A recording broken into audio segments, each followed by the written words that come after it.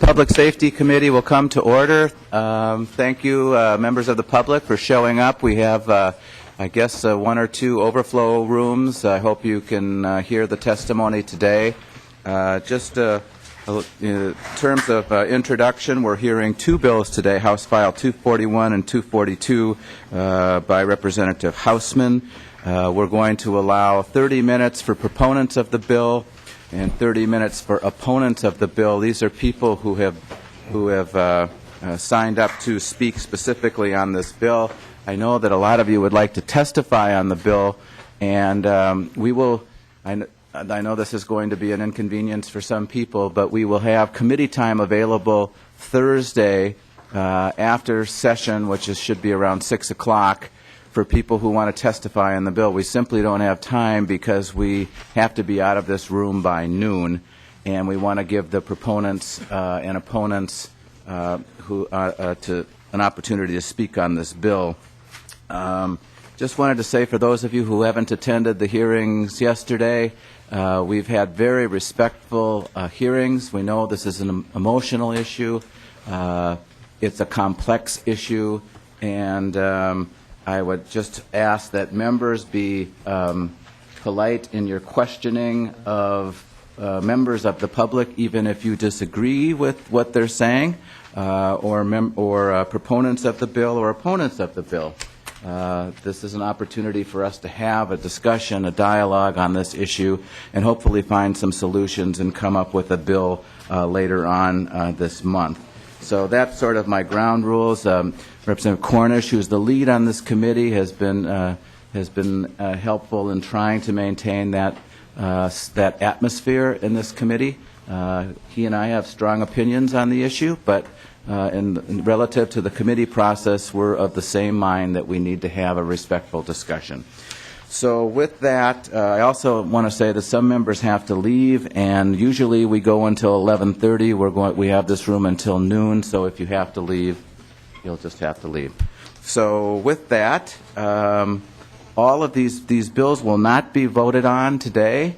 They will be laid over for possible inclusion in a larger omnibus gun violence prevention bill. There's no amendments to these bills, and we're here to learn more about the content. So with that, Representative Hausman, welcome to the committee. The chair will move House File 241 for you, and it will be the intention of the chair to lay that bill over. Welcome to the committee, Representative Hausman. Thank you, Mr. Chair. I know yesterday you talked a little bit about statistics, but I think it helps to frame the issue again by talking about those. I think we have statistics for both gun deaths and gun homicides, and I believe yesterday you used the number 30,000 people are killed by firearms each year. More than 30 are shot and murdered each day. 1/3 of them are under the age of 20. And then, just to put us in the context of the world, and these are gun homicides, the averages annually.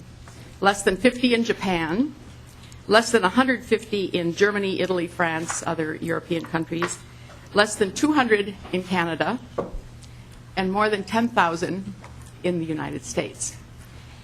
And just given the events of the last few years, it's a time then for us as policymakers to look at that and ask questions and think about ideas and try to see if there's a way through. Are there issues that should be dealt with? What separates us? Why are we an outlier in the world? Are we more evil? Are we more hateful? Are we more angry? Do we have a higher level of mental illness? I think none of those things are true. I think we are, like everyone in the world, for the most part, pursuing life, liberty, and the pursuit of happiness and a healthy life. But there is one component that sets us apart, and it's a sentence. The Second Amendment. I've heard from a lot of people in the last few days about that. And I wanted to just speak that sentence for a minute. A well-regulated militia being necessary to the security of a free state. The right of the people to keep and bear arms shall not be infringed. That first part of the sentence is one we don't hear very often. The one frequently repeated are those last few words, shall not be infringed. But the first part of it, and this is what will weigh heavily on you, what does that mean, a well-regulated militia being necessary to the security of a free state? It is, at least in part, I think, one of the frames that will have to happen for you. And there are a number of people, you've probably heard from many, and I have, who have suggested we don't have a right to have this conversation today, that the basis of the bills and the discussion are unconstitutional. And I thought it would be important to at least reference the decisions and some quotes. One from Justice Antonin Scalia. Like most rights, the Second Amendment right is not unlimited. It is not a right to keep and carry any weapon whatsoever in any manner whatsoever, and for whatever purpose. And then Justice Alito later, the first one was the Heller decision, and then Justice Alito in the McDonnell decision, we made it clear in Heller that our holding did not cast doubt on such long-standing regulatory measures as prohibitions on the possession of firearms by felons and the mentally ill, laws forbidding the carrying of firearms in sensitive places such as schools and government buildings, or laws imposing conditions and qualifications on the commercial sale of arms.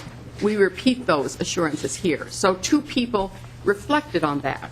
And I think those are the kinds of questions, as your committee looks at all of the bills, you look at the entire sentence, you look at some of the advice that you've been given. Now, the Supreme Court didn't help you out. They didn't tell you how to do this. And so the work of this committee is going to be very difficult. But I think because we've all heard from so many people, I think just reflecting on some of the themes would be helpful. One of them referred to the Second Amendment. He said, I just wanted you to see that Second Amendment again and understand what it means, especially the part after the comma. But there's the problem. We can't just look at the part after the comma. We have to look at the part before the comma, that well-regulated militia. And so I think as people talk to us about this, we hear other themes, and here is one. When it comes to the Second Amendment, the drafters of our Bill of Rights understood that in order to guard against a tyrannical government, that all men, especially those between 19 and 45, should have weapons at least as effective as any future potentially tyrannical government might possess, in order to bring that government under control. That's moving in another direction in this discussion. Seeing that much in that sentence, that it specifically, they even name ages of people. We've become sort of caught in a culture about that sentence, and we see many different things in it. Some have said that that it's an unconstitutional bill and that I am guilty of treason because I bring it forward. Others suggest that, in fact, an author of this bill would be the terrorist, and the emotions are strong around that. The bloodshed that will result in this war against our Constitution will be on your hands. If anyone comes to take our guns away for an unconstitutional law, there will be a war. There will be bloodshed, and bloodshed will be on your hands. This is not a threat from me, but my opinion on what will happen if an unconstitutional bill is passed into law. I'm sharing the views of people who have reflected on these bills as a way of setting a context for the discussion that you will have. After the 9/11 event, our country changed, and all of us gave up a little freedom. None of us had the freedom to just walk through an airport as we might have. we all sort of had to prove that we were safe before we could move through. It was a very different time. And except for maybe a little grumbling, I think we all realized why we were giving up a little bit of freedom, because something had happened.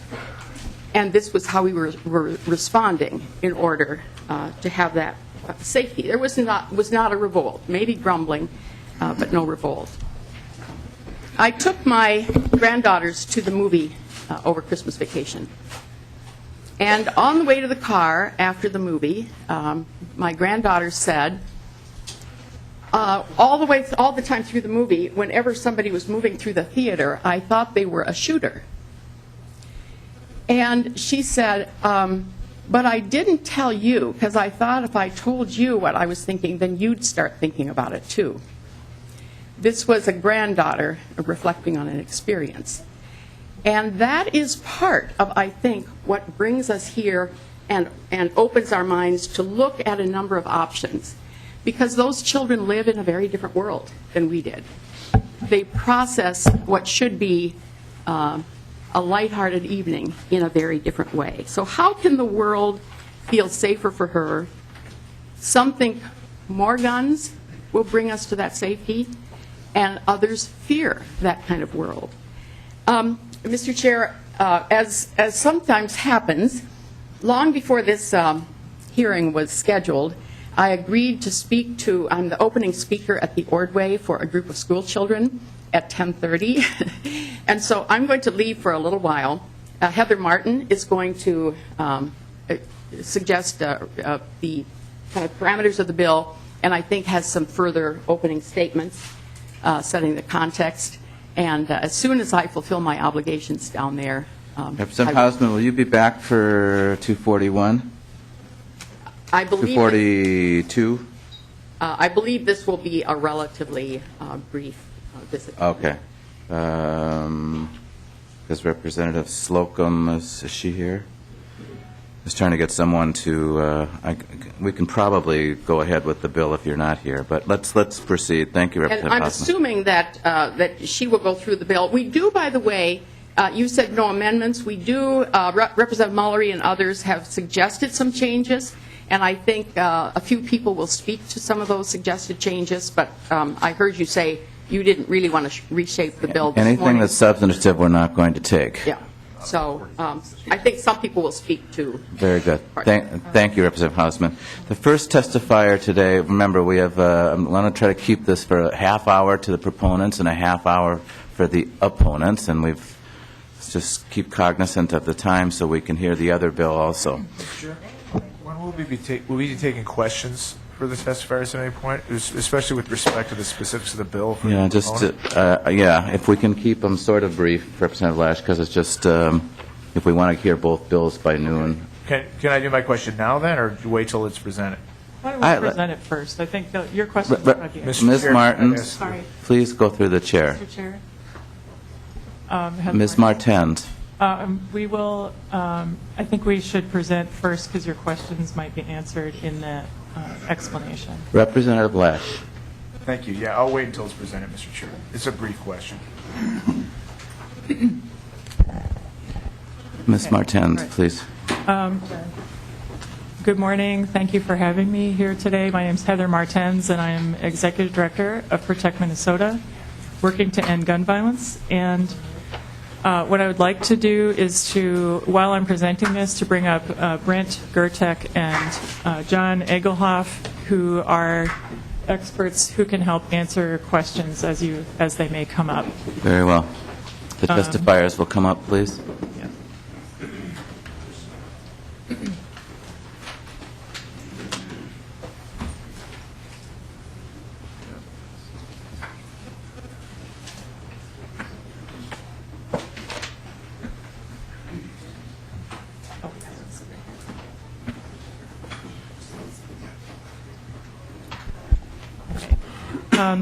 This bill is a renewal of the assault weapons ban in a different form. There was an assault weapons ban on the books, federal law, that expired in 2004. There were problems with that assault weapons ban in that the definition was partly a list of particular models of assault weapons that were being used in crimes at the time. And the definition was too easy for manufacturers to circumvent. This bill addresses those issues by using features that are related to functionality and that help to distinguish assault weapons from your regularly used hunting rifle. And what I'm going to do is, I think since a lot will focus on what the definition is of the weapon, I'm going to defer those questions to Mr. Gertek and Mr. Egelhoff. But basically what this does is it establishes a crime for manufacturing, transferring, or possessing certain assault weapons. It provides for the disposal or registration of existing assault weapons. And it provides criminal penalties, and basically basically there's a grandfathering clause is what that means. So if the assault weapon is already in someone's possession, it is not taken away. It is instead registered in much the same way that machine guns are currently registered under U.S. federal law. Machine guns are considered Class 3 weapons, and there is a process kind of similar to this by which those weapons are registered, and there are certain requirements around owning those. I would like to point out that that law establishing machine guns as that particular special kind of weapon is possibly one of the most effective gun violence prevention laws on the books. There are no crimes being committed with with machine guns in this country as a result of that. So, and I'll open it up to Brent, who will... You can just pull the microphone up to you, sir, and introduce yourself for the record. And this is the picture that I think the committee has. We have the copy of the picture, okay. yeah. All right, so... Yeah, thanks for having me. Can you just introduce yourself for the record, please? Sure. Brent Gertek. I'm from French River, Minnesota, and I make guns for a living, but it's muzzle-loading guns for a living. But that's what I do, and I'm a mechanical engineer. And what I'm going to do is speak about, like it says in the picture here, the anatomy of an assault weapon. They have certain features, or architectural features, sometimes we call them, that enhance their lethality. Some of these are more important than others, and some of them probably, frankly, don't do a lot. But there's a few features of an assault-type weapon that make it more useful for combat situations, which would include, unfortunately, mass shootings. And I think the main one, first of all, is the detachable magazine, a large detachable magazine. That's, I guess, a given. But there's other features. They're made so that they could be fired rapidly with a modicum of combat accuracy at short range. You're talking about cartridges, rifle cartridges, but still rifle cartridges that are more mild than the 308, 30-06, 270 kind of stuff that are so popular with hunters that use center-fire weapons. Less recoil. It's easy to recover for a backup shot or number of backup shots. Also, assault weapons, they're designed, and they've been this way since the 1940s. If you look at the picture, you'll see that the center line of the barrel, in this case with an AR-15 or AR-15 derivative, actually intersects the footprint of the butt plate.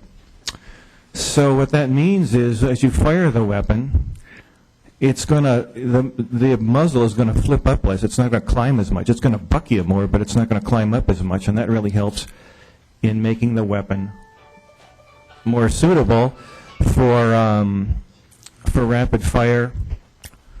I don't know about the barrel shroud so much. I don't think that's much of an issue.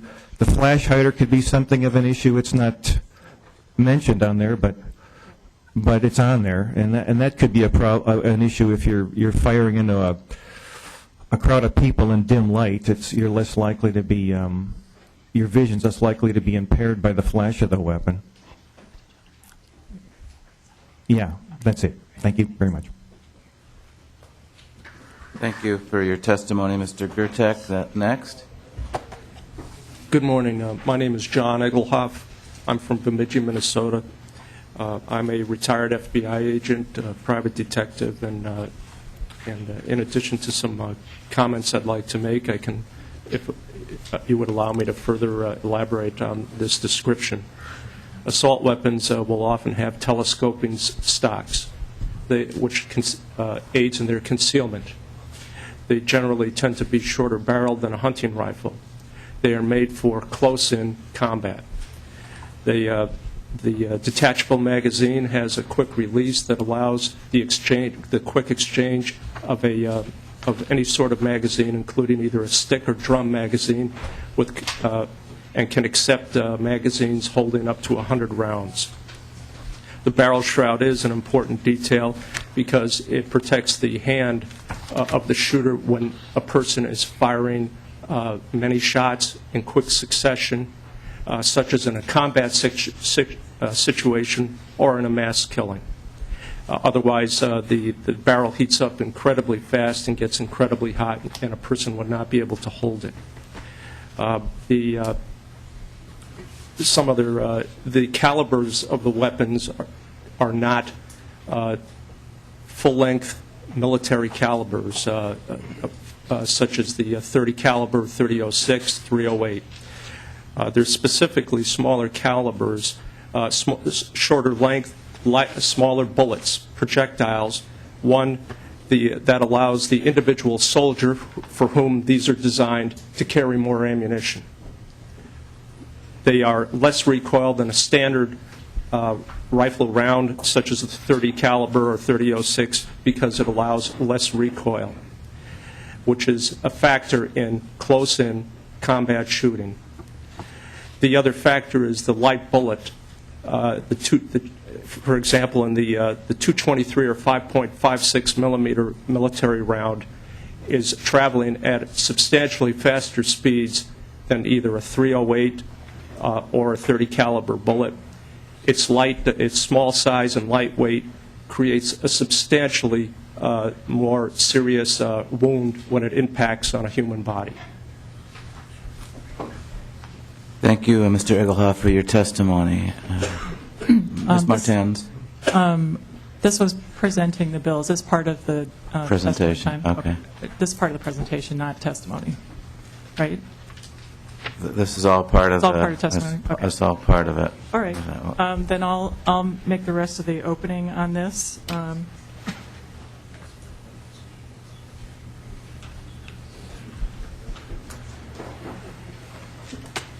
I would like the committee to consider the reason that we're talking about this today, which is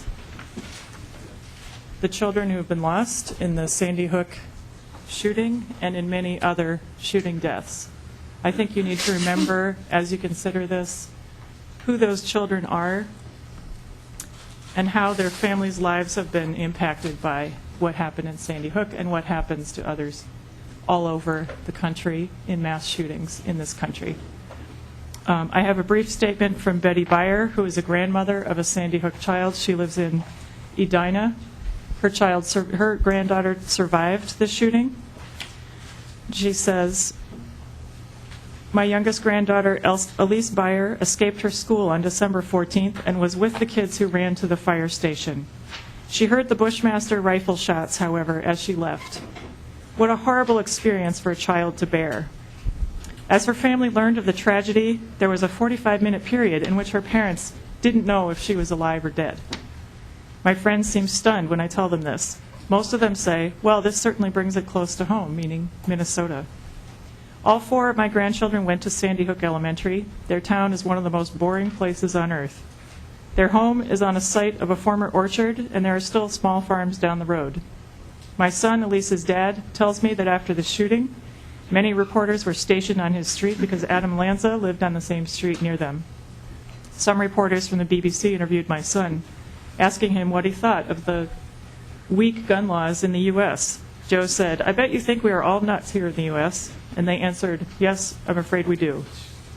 As legislators, we don't need any more statistics on how many gun tragedies we have in the U.S. every day. I'm simply asking the question, why do we need to have guns that can kill as many people in as short a time as possible in the hands of anyone but the military? The world is watching us. In the name of God, let's do something about gun violence. Betty Byer. From Protect Minnesota's perspective, we've been dealing with gun death for so many years and working to prevent it. I need to tell you that assault weapons have killed people in our community. I mentioned specifically Mona Davis, who lost her son in North Minneapolis, killed by an assault weapon. She could not work for a year after that. She lost her home to foreclosure. Her life is devastated, and I think we need to keep that in mind. The world is changing. Hunting has changed. There are fewer hunters out in the woods these days. It's not as popular a sport. So what has happened is that sport has become, by the gun industry, more militarized, and there's an attempt to change the nature of that. The nature of firearms has changed considerably since I was a child. I learned how to shoot when I was 10 years old. I grew up in a farming area, and I have never come across somebody who I was growing up with who used an assault weapon for hunting. The question is, if we don't do something now, where does that changing world stop? If there has to be an armed guard everywhere, does that armed guard also have to have an assault weapon? And I leave you with that. Now I'd like to move to Mr. Egelhoff. Mr. Egelhoff. Thank you for allowing me to speak today. I'm a firearms owner, a firearms instructor, a hunter, a concealed carry permit holder, an NRA member, and a Second Amendment supporter. I retired from the FBI after 28 years, during which time I was a SWAT team member, a firearms and tactical instructor, and sniper for the FBI. I have carried and used all sorts of firearms in my career, including assault weapons, submachine guns, and other weapons. I have become intimately familiar with the human carnage left by the criminal misuse of firearms, including being the on-scene commander and case agent in the 2005 mass murder at Red Lake High School. I ask for your support today in stemming the inundation of our country and state with assault weapons and high-capacity magazines by passing HF 241 and 242. Assault weapons are compact, self-loading, detachable fed magazines, and their high-capacity magazines have caused mayhem in the U.S., including Minnesota, for decades. In addition to the murders and woundings of law enforcement officers over the years, they have been implicated in the 1987 Stockton, California, Cleveland school playground shooting, which left 5 children dead, 28 wounded. The 1987 North Hollywood, California bank robbery, 18 citizens and police officers wounded, and many others, including the Red Lake High School shooting. And it's a not well-known fact that in that shooting, the shooter attempted to use a DPMS AR-15 with 30-round magazines, but jammed it while he was loading it and left it back in a house.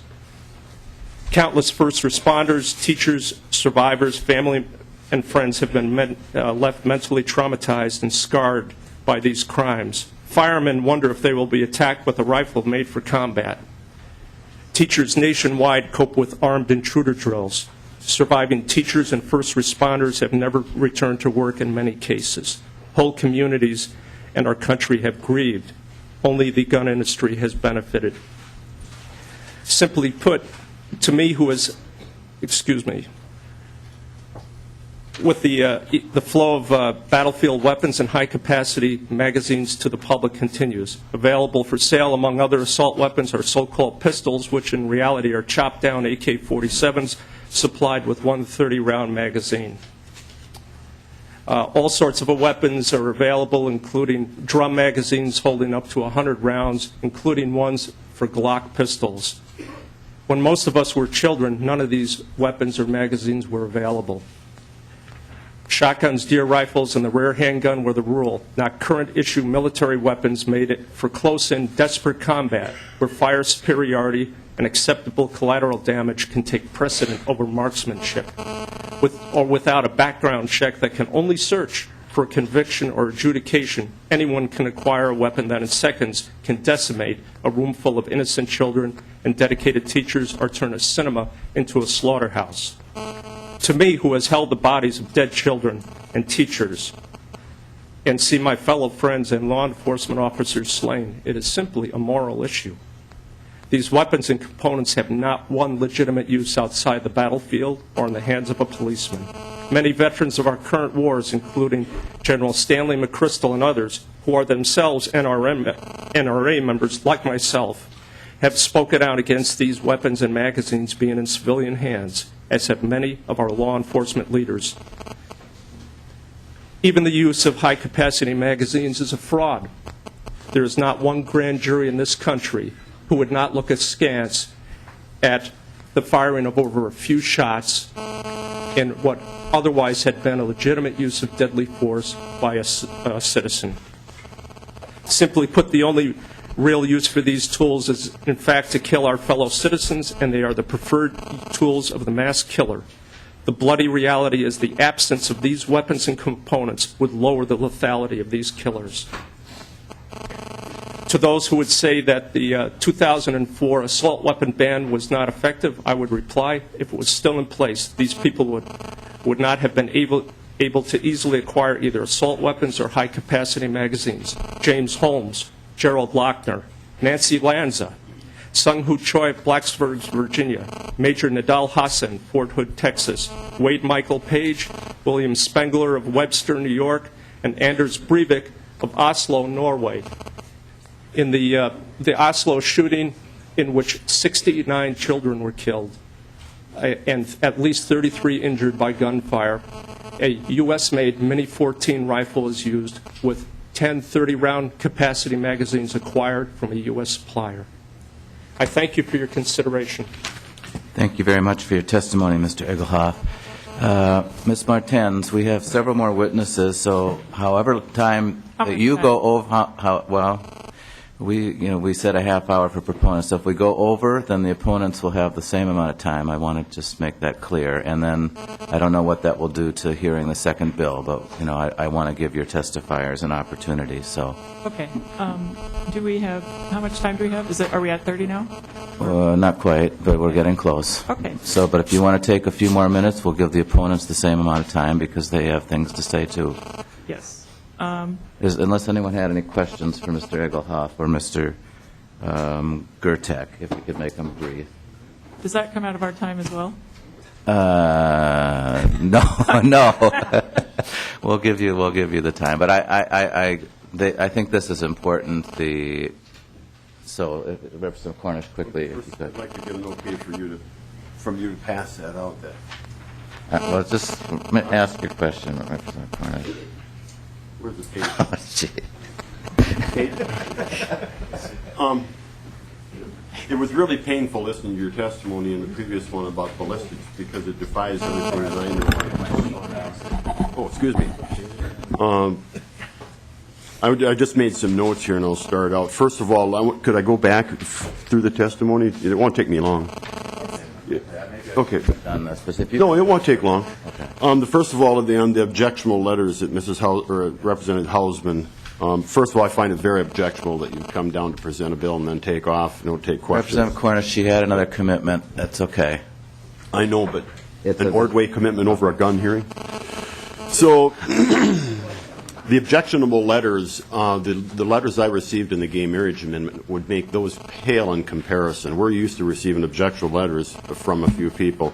The theater's comment about fearing going to the theater, what most people fear is when they walk up to a theater and they see that the society has been neutered and there's a sign saying you can't take a firearm in, letting a criminal know that that's a killing zone. That's what I fear in a theater.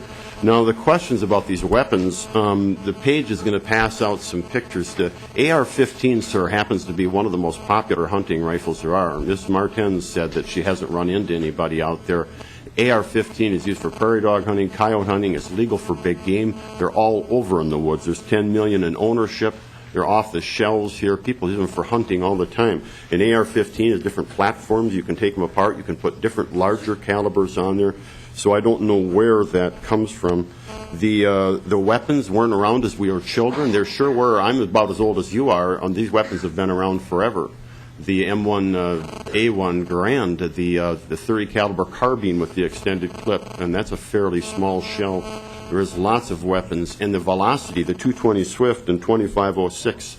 There are lots of small calibers that are much faster than these bullets and do a lot more damage. And so it's just painful to listen to this testimony. Okay, Representative Cornish, could you ask the question? I appreciate the comment. Well, I'm just but- wondering where these statistics come from, because everything shows us this is a popular hunting rifle.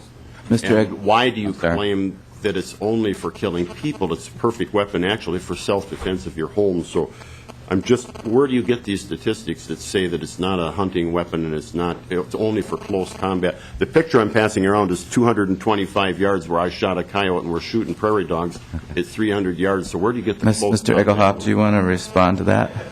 Yes, I don't know where to start, but I'll start in the order I think. I hunt.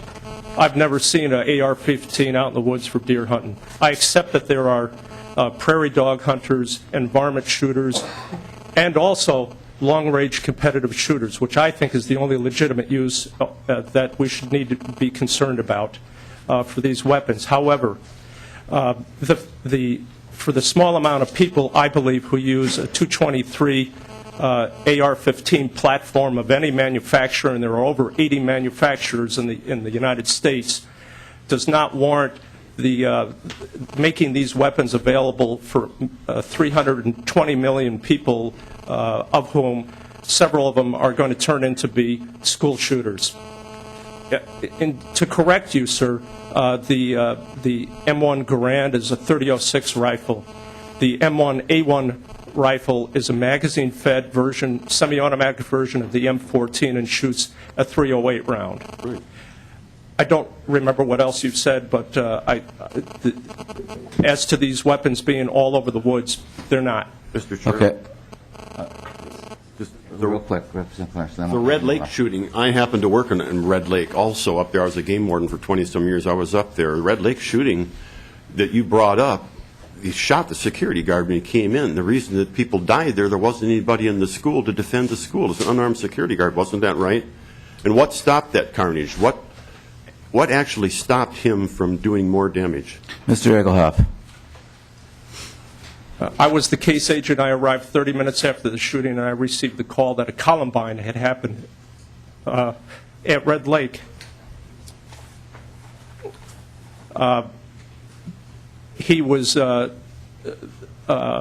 Derek Brunn was unarmed, and he shouldn't have been unarmed, and there was no excuse for him being unarmed.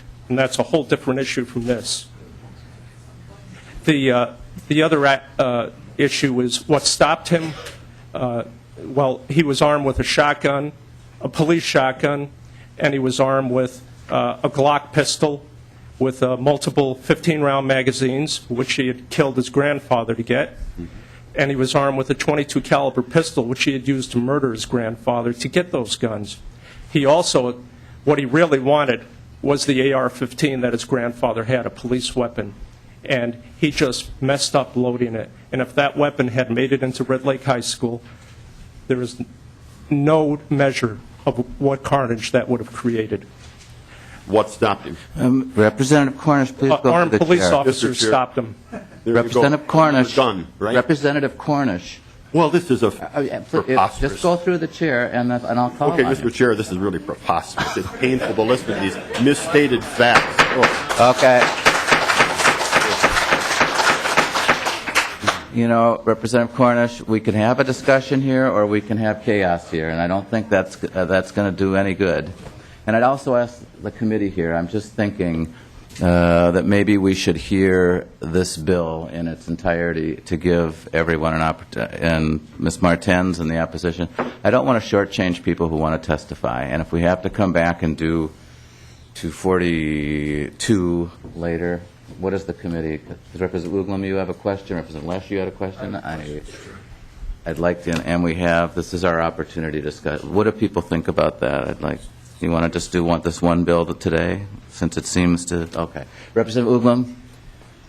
Thank you, Mr. Chair. I guess a question for Ms. Martens. I think so much of the media and so much testimony here is equating the so-called assault rifle with machine guns.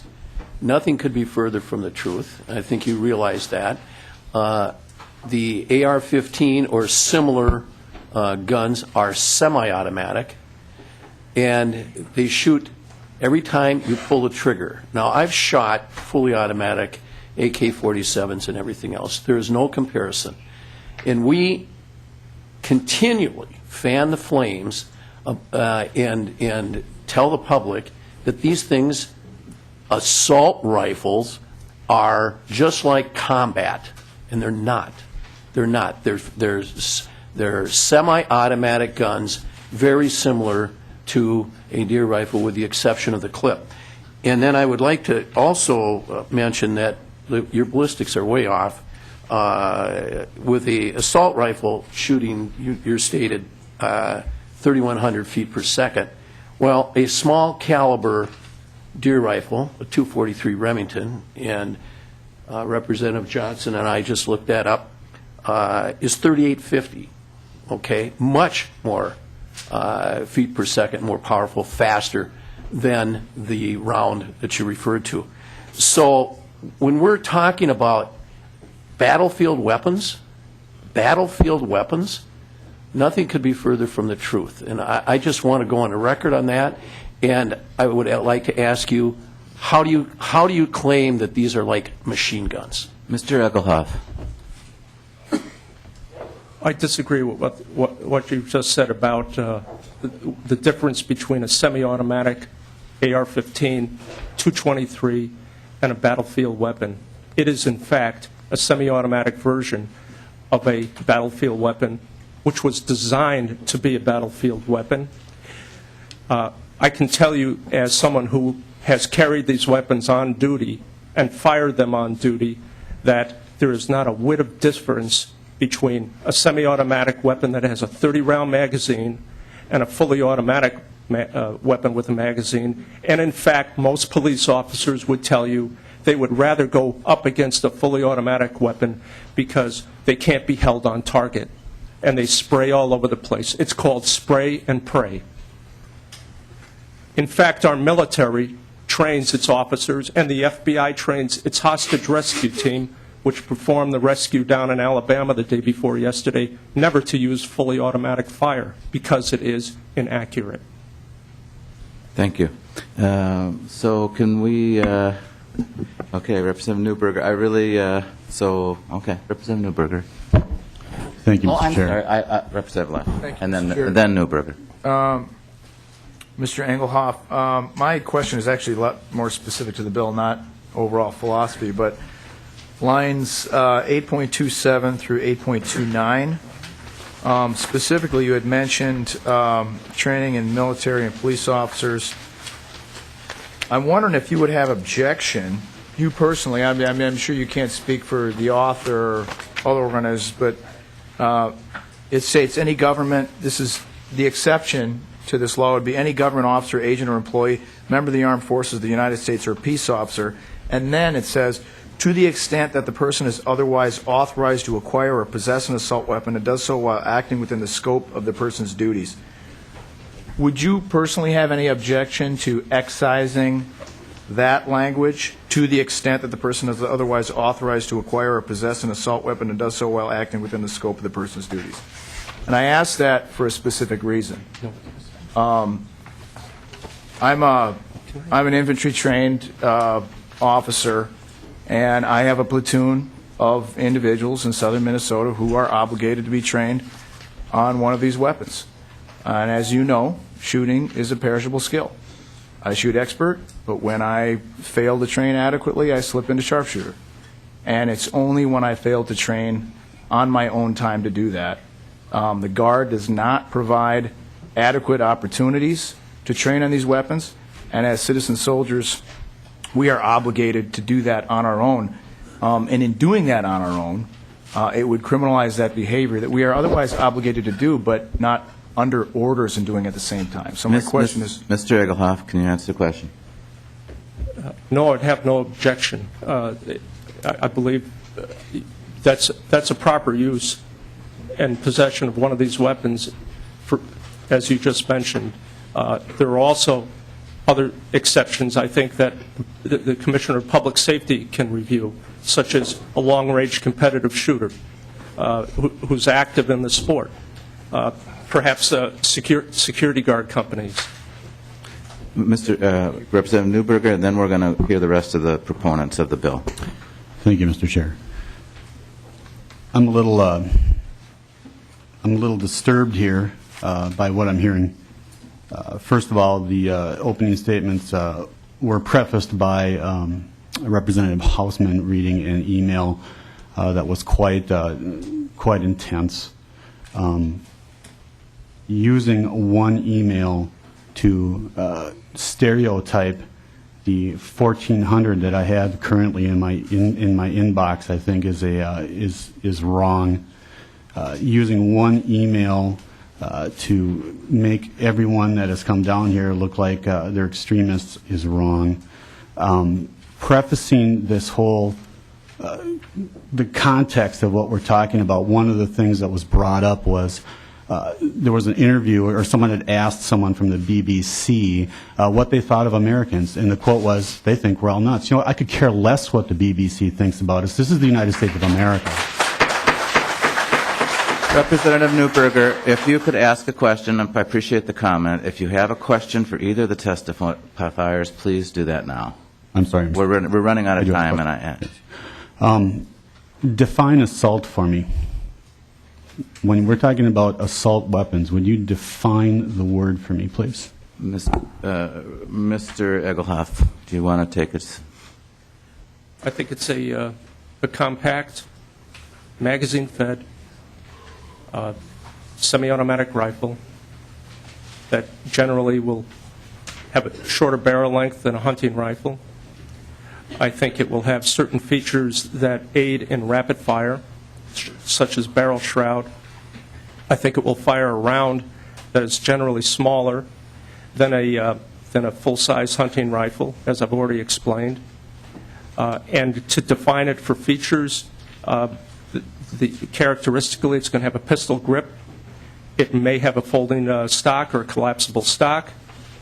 It can be equipped with other auxiliary features, such as a flash hider. Mr. Egelhoff, I'm just going to cut you off here because it's already explained in the bill, Representative Newberger, and you have a chance to read it. I'm going to ask if you could just suspend the question for now and let the proponents finish up, if that's okay. Thank you very much. Thank you for your testimony, Mr. Egelhoff. The next testifier. Mr. Chair, Tim Dolan will testify. Welcome to the committee, Mr. Dolan. Thank you, Mr. Chair. Thank you, committee members. I'm the former chief of Minneapolis with 35 years of law enforcement experience. There should be no doubt that I'm here under no pressure from anyone but my own beliefs, and there never has been in my testimonies.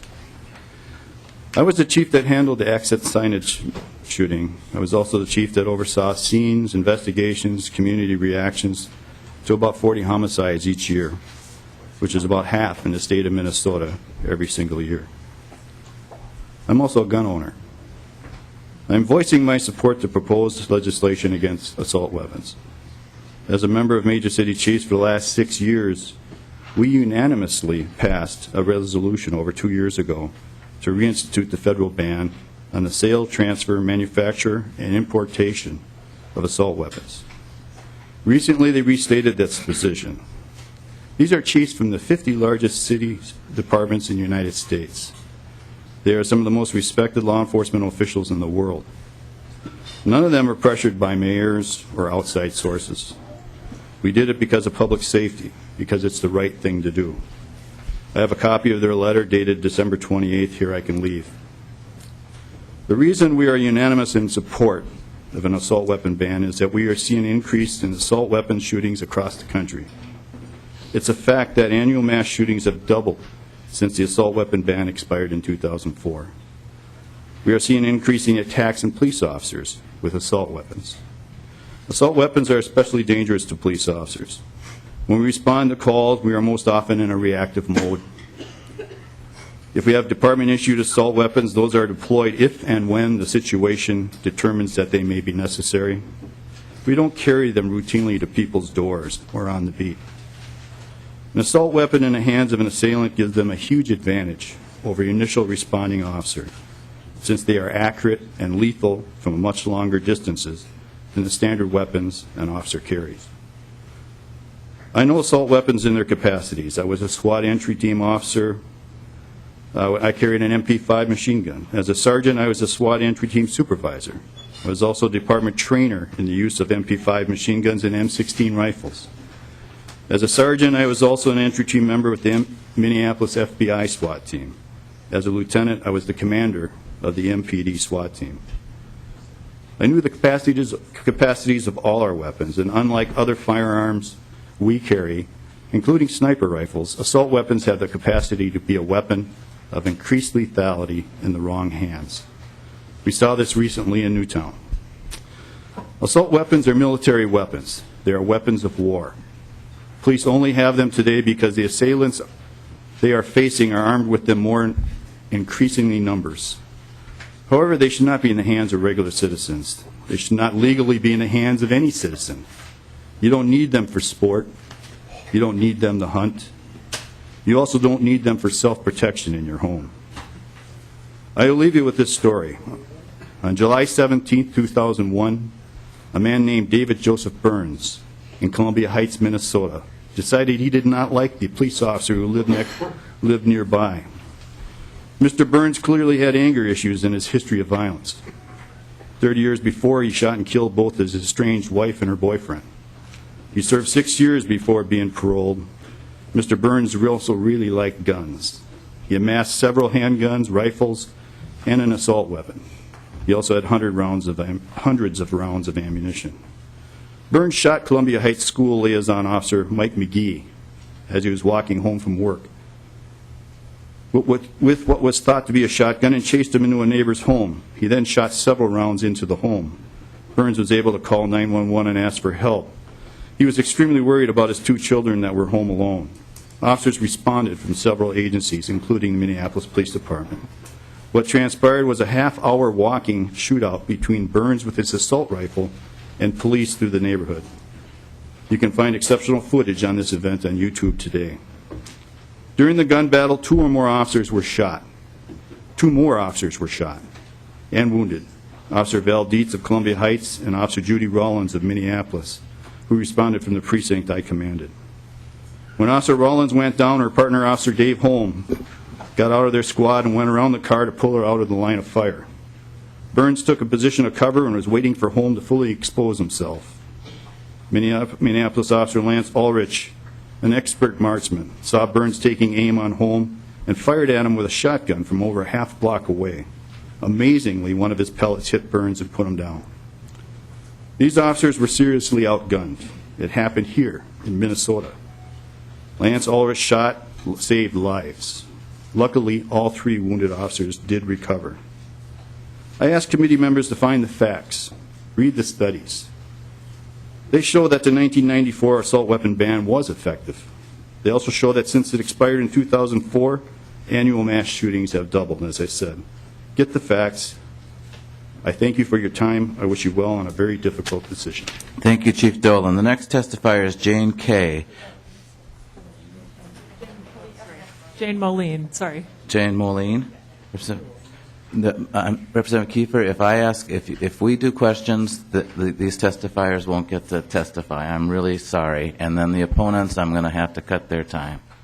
I mean, it's up to you. If you want to, we can hear and hear and hear, but Mr. Chair, Representative Kiefer. Oh, I thought we were going to discuss this whole bill the whole time. We are, but there's 4 more people on their list.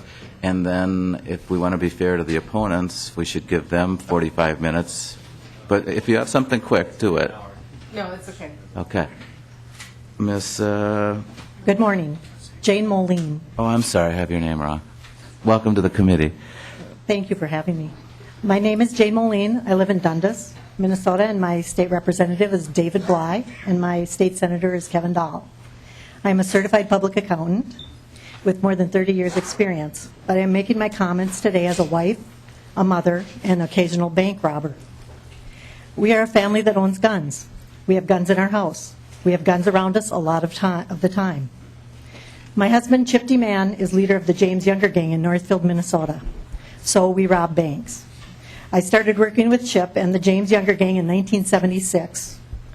We reenact the famous failed bank robbery attempt in Northfield where the townspeople rose up against the terroristic James Younger Gang and ran them out of town. My official title is the gang's choreographer. We have reenacted train robberies, bank robberies, and took the gang to Germany in 2006 and toured doing 6 reenactments with borrowed horses and guns that met the strict regulations there.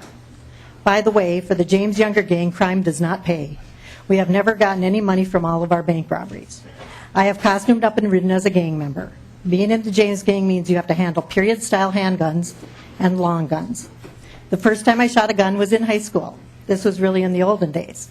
Our physics teacher brought a shotgun to school on the assigned day, and at the appropriate hour, we trooped outside to the football practice field across the street from residential neighborhoods and took turns firing the shotgun. We measured and calculated speed, velocity, force, scatter, and other relevant factors. It was not necessary for understanding the physics of firearms. We could have learned the information from a lecture or studied it from a book. But the lesson was all the more impressive when we also got a field trip and some target shooting.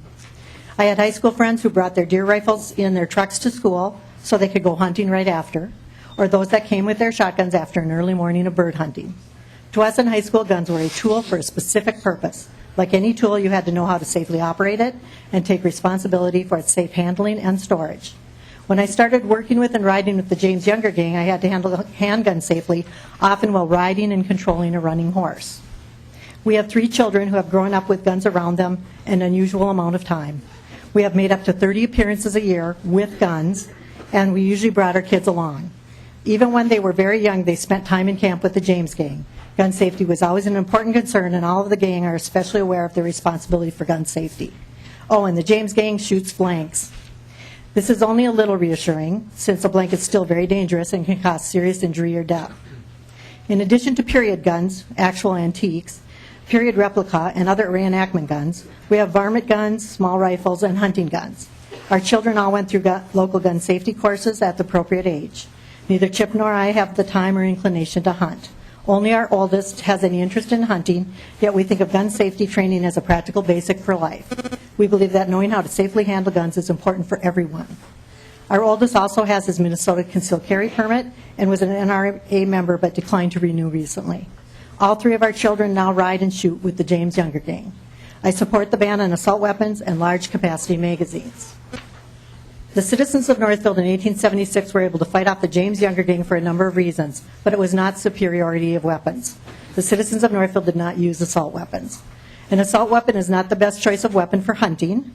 It is not the best choice of weapon for defending yourself, especially at close range. It is a weapon of war used to fire at a rate to provide suppressing fire or to slaughter as many people as possible. They should not have a place in civil society. Gun manufacturers have sported up these weapons of war and encourage target shooting or other use. These guns are modified for domestic sale and typically have shot choice settings of single shot or semi-automatic.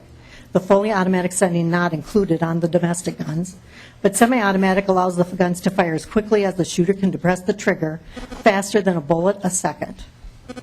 Regardless of how difficult it may be to define an assault weapon, no matter how much some hobbyists want to possess large capacity magazines, we must come up with reasonable regulations. These are the weapons that the criminals want to get, and we can make that more difficult. Opponents of an assault weapon ban claim that such laws don't or won't work. The 1994 assault weapon ban, in spite of its many flaws and in spite of gun manufacturers' successful work to circumvent the regulations, reduced the number of assault weapons used in crimes and reduced the number of large capacity magazines used by criminals. In one study based in several major cities, the share of recovered crime guns that were assault weapons declined by at least 32%, after the federal ban was enacted, and large capacity magazines declined to a low of 10% in 2004, the last year of the ban, and has risen after the ban expired to 22% in 2010. Even though this law was flawed, it did decrease the use of the weapons used by criminals.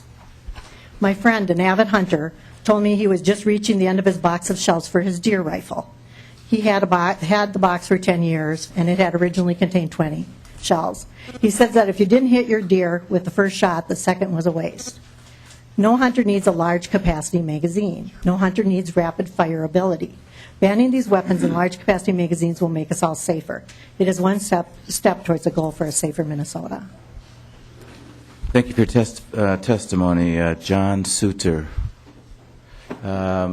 Representative Cornish. No, Representative Cornish, we have now, I've found out that we have this room now till 12:15, so the opponents will have adequate time, equal time. And there were some questions that were asked of the proponents that took some time also. So you will have your hour. But you, Ms. Martens, you have 3 witnesses left. You have to be done by in the next 10 minutes. Okay. Can we do that? I think we're on a different list. The next one on the assault weapons ban, I believe, is Jason Adkins, or... Well, whoever you have. Okay. Pardon me, Mr. Chairman. I know that this is a little out of order, and you always try to... Mr. Olson, we have time. We're going to give the same time that we gave to the opponents. If people have to wait a few more minutes, they're going to have to wait. All right, that seems fair. I opened it up to some questions, and there's a couple of more witnesses. Ms. Martens, who else do you have? Jason Adkins. Okay. Mr. Atkins, please. If you can just be brief, that would be appreciative. I'd be appreciative. Mr. Chairman, members of the committee, good morning. My name is Jason Adkins, and I'm the Executive Director of the Minnesota Catholic Conference, the public policy voice of the Catholic Church in Minnesota. Thank you for the opportunity to come before you today. Although the Minnesota Catholic Conference explicitly supports both bills being heard today, as well as a number of those being heard yesterday, we come before you less as experts on weaponry and crime prevention, but rather to offer some thoughts concerning some of the moral and ethical considerations related to the problems of gun violence. The horrors of gun violence have deeper roots than just the prevalence of guns in our society. But it does not mean we should not take significant steps to keep weapons designed for and capable of quickly killing many people out of the hands of dangerous people. Persons, not guns, are undoubtedly responsible for the massacres seen around the country. But it is often the gun that makes these mass killings possible. For that reason, guns may be restricted and regulated to protect the common good and everyone's right to live in peace and free from fear. The right to keep and bear arms, like all rights, carries with it responsibilities and limitations, particularly the responsibility to use a dangerous weapon only for lawful and legitimate purposes, such as self-defense and hunting. As weapons become more powerful and capable of being used for destructive and unlawful purposes, as well as have fewer legitimate civilian justifications and uses, such as military-style assault weapons, limitations on their use and purchase become more prudent. In all cases, regulations related to sale and proper arms of guns are an appropriate means of ensuring that the right to own guns is exercised by people qualified and capable of exercising that right responsibly. Let me conclude by making one more point. Our Lord Jesus Christ said, "Blessed are the peacemakers." It is a statement echoed in many faith traditions. In his World Day of Peace message for 2013, Pope Benedict declared that the pursuit of peace is not utopianism, but is truly possible provided we work together to achieve it. We must enact policies that discourage violence as a means of conflict resolution and establishing social order, as well as foster the integral development and well-being of persons, particularly the poor, the addicted, and the mentally ill. Like many problems, the problem of gun violence can be mitigated if we are willing to work together, despite our differences, to achieve the common good. It is our hope and prayer today that all of us will work together as people of peace. Thank you very much. Thank you, Mr. Atkins, for your testimony. Who is next, Ms. Martens? Jane Kay. Jane Kay. Welcome to the committee, Ms. Kay. Thank you. I am here today as the face of mothers who can't be here because they're busy with their lives, with their children, with their work. In the wake of Sandy Hook, an Indiana mom started a group, 1 Million Moms for Gun Control. Since that time, almost 60,000 members have joined this group, including a chapter here in Minnesota. Based on things that happen with MAD, Mothers Against Drunk Drivers, we plan to be allowed to have a conversation in this debate. Enough children have died. We understand that there are people that want to own guns, and we're not telling them they can't. As has been said, assault weapons are mainly used on the battlefield. Our schools should not be battlefields. They are places of learning. In the 2012 elections, it was said that power and money would decide who was elected, but it was women, and we are paying attention. So please, remember, there are millions of moms out there that want you to do the right thing. Thank you. Thank you for your testimony, Ms. Kay. You have 4 more minutes, Ms. Martens, if you can, your next testifier. Okay. If you have anybody else. Okay. We'll stop here. We have Okay. our other testifiers are focused on the other bill. Okay. Do you want to make any closing comments here? Representative Hausman isn't back, but... Yes. Members of the committee, I appreciate your willingness to listen and to have a give and take on this question. I've had some very profound conversations with people on the other side of this issue over the past months, and I value them very much. What I am hearing is that the world has changed since Sandy Hook, and I think that there is an openness on the part not of everyone, but of many, many gun owners, people like my family, to think about new things to do going forward. The track we are on is an arms escalation. The firepower that is out on the streets now is like nothing we have ever seen, and it is getting more and more prevalent to see these kinds of firearms out there. We need to draw the line somewhere. It's never easy, but we have to stop the escalation. Thank you. Thank you for your testimony. So, I'm not sure who's organizing. Mr. Rader, do you have a list of people that you would like to have testify? Oh, I'm sorry. Okay, we do have it. So, Mr. Rager. We're hoping to move up a couple of testifiers based on the... Very good. If you want to just introduce yourself for the record, and we will give the opponents an hour, and we'll have a few questions too if members wanted to ask at some point. Sure. Mr. Chairman, Chris Rager with the National Rifle Association. Before I go into some of the points I want to make, I just want to make clear there were some comments made by Representative Hausman that I think that should be addressed. I think the Supreme Court in Heller resoundingly supported the fact that the Second Amendment is a fundamental individual right, and they definitely casted aside the fact that somehow there was some type of a militia component or collective right to that. And I guess I kind of find it odd that when someone takes an oath to uphold and protect the Constitution, that they would be supportive of giving up a little bit of their rights. And I think part of the job that I do in representing Minnesotans, especially the Minnesotans here in the room today, is to stand up and fight to make sure we don't lose little bits of those rights a little bit at a time. So I think that's important to put out there. But to go to H-File 241, this firearm ban, it's a failed policy. It's been tried before. And I think what a lot of folks in this room here, legislators and Minnesotans, they want to work on real solutions. And I think there has been some talk in the testimony of the last couple of days about real solutions, for instance, straw purchases and things of that nature.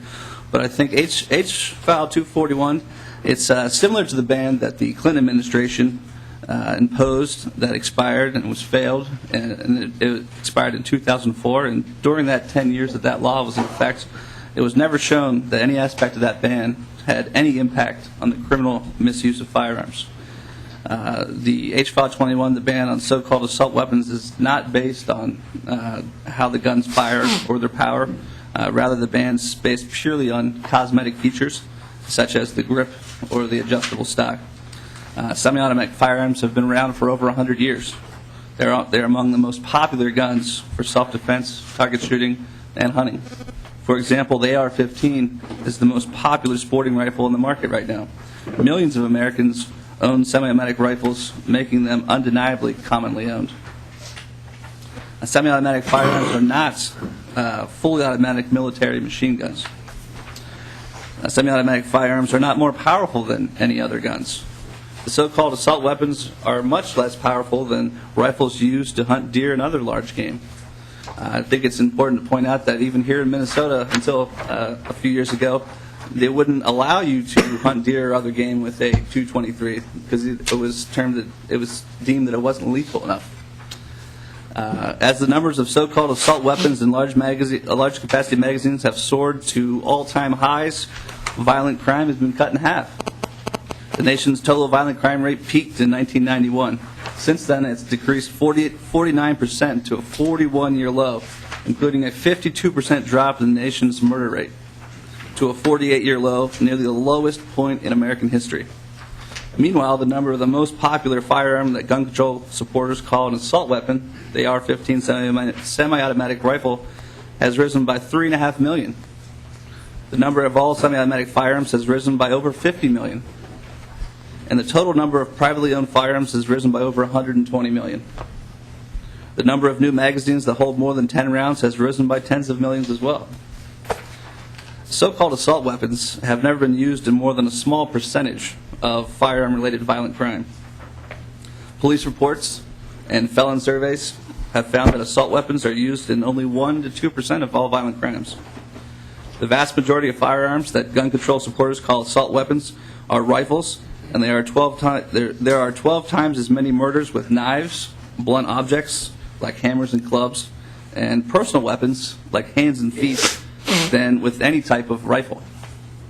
And that's also a similar statistic here in Minnesota.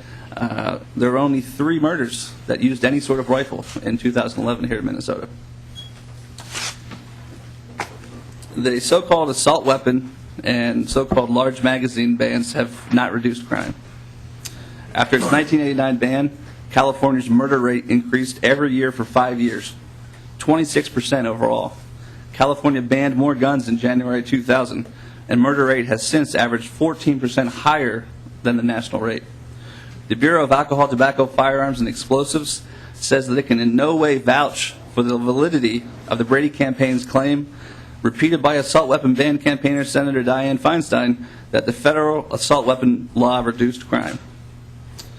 The FBI does not list guns or gun control as a crime factor, and California doesn't accredit its assault weapon ban for the state's recent decrease in crime. Studies for the CDC, the National Academy of Sciences, and the Library of Congress have found no evidence that gun control reduces crime.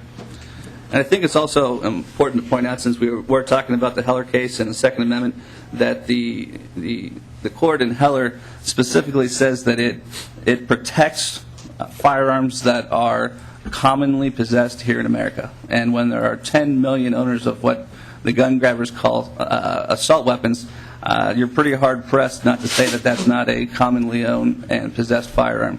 But I think one last point is to point out kind of how far some of these gun controllers are willing to go to trample on our Second Amendment and other rights. If you look in the bill, if you decide you want to keep your firearm that you lawfully possess now under this legislation, you would have to succumb to a number of things, but you would have to succumb to allowing law enforcement to do in-home inspections to see what firearms you have and how you're keeping those firearms, and I really don't think that's American. So we would ask members to oppose this legislation, and I appreciate the time. Thank you, Mr. Rager. Mr. Newberger. Thank you, Mr. Chair. You have a question, Mr. Rager, do you want to stay? I assume that's for you. Actually, I wanted to echo back on, get to a point that was brought up from those that were opposed to this. I yielded my time accordingly. The point I'm trying to make here, Mr. Chair, is we're trying to ban weapons that have more than, basically what this bill says is that if you have a firearm that carries more than 7 rounds, and you're going to be a criminal. You're going to turn thousands of law-abiding citizens into criminals if you pass this thing. Now, people talk about trying to define assault. What is an assault? You're talking about an assault weapon? I'm talking about the word, I'm sorry, Mr. Chair, my blood pressure's going up. I'm talking about the term assault. All right, 25 years ago, I was a brand new paramedic. The very first assault I ever went on was a man stabbed in the side of the head with a 6-inch screwdriver. Is that an assault weapon? So let's be very careful when we start playing with semantics and we start playing with words here. Now let's talk about this a second. When you talk about high-capacity magazines, this bill, what I'm getting from this bill is the philosophy of this bill is that if you've got a 6-round revolver, that's all you need for personal protection. Well, is it? Well, if it's one-on-one, it's fine. Maybe. Depends on how well of a shot you are. Now, we heard people talk about testimony here about having these high-capacity magazines. What do you do if you're a mother and if there's a home invasion? What do you do when there are more than one attacker? What do you do when you are in your car or you are in your home and there's a gang that's coming after you? People smile and shake their heads no. Well, wait a minute. What happened post-Katrina? There was chaos. There was no law enforcement. There was no military. There was chaos in the streets.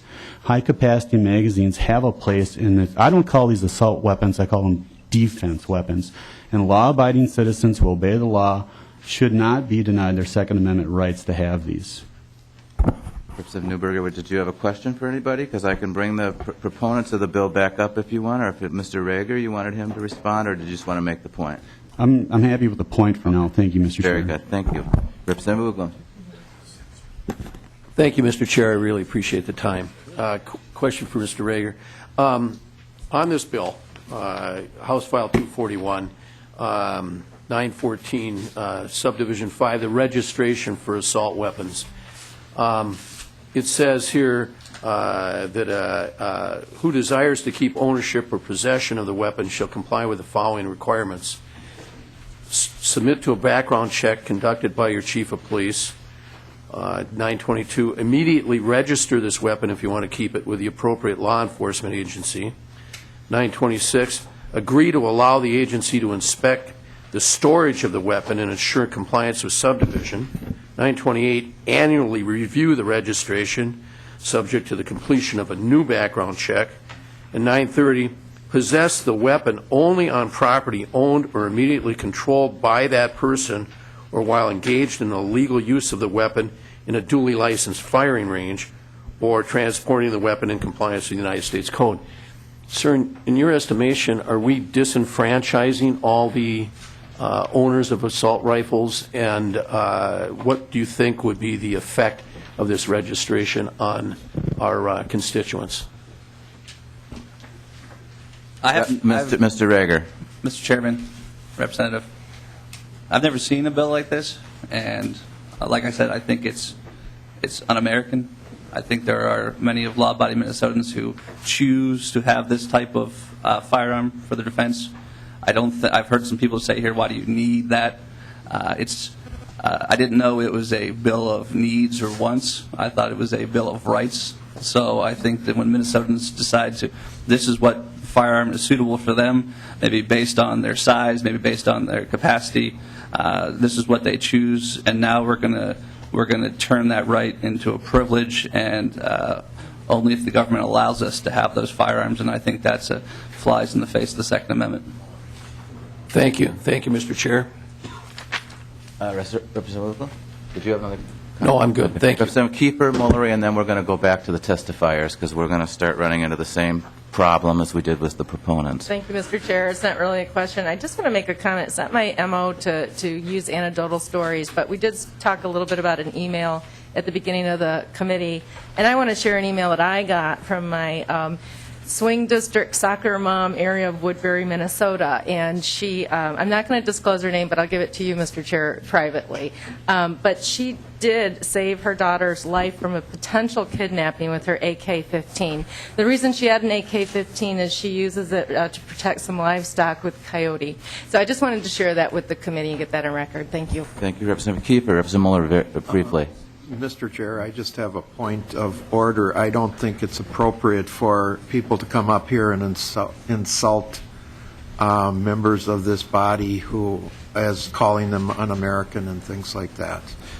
Representative Muller, I think he said that the bill was un-American, and I guess I would let that open, unless I heard that wrong, but maybe I heard it wrong. Mr. Chair, I think the author would then be called that. Okay. Members of the audience, please. I mean, again, this issue is very divisive. We have strong opinions. Let's try to be respectful in our debate. Mr. Strasner? No, Rob Dorr. Sorry, we had to adjust some things. Oh, Mr. Dorr. Yes. Welcome to the committee. Thank you. I'm a firearms instructor, DNR hunter safety instructor, and a wide array of other firearms. Mr. Chair, with your permission, I'd like to display some firearms that we have cleared with Capitol Security.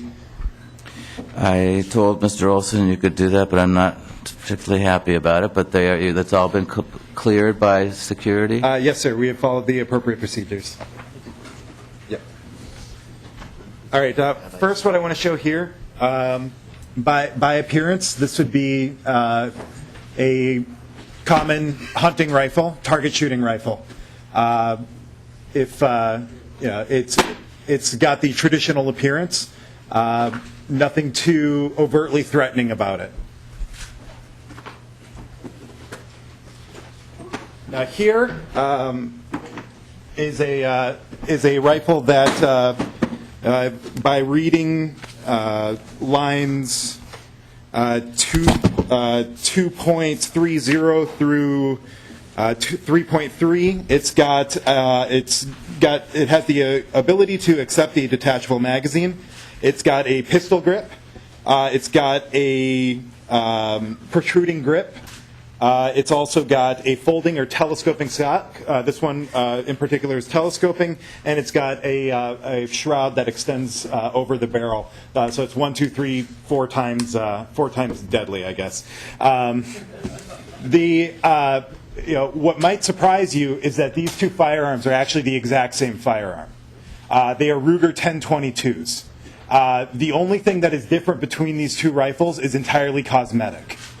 So the function, the projectile, everything about these two firearms, down to what is legally considered a firearm, the receiver, is exactly the same. So I would caution you when you're looking at banning a wide array of guns, not based on anything other than just their cosmetic appearance.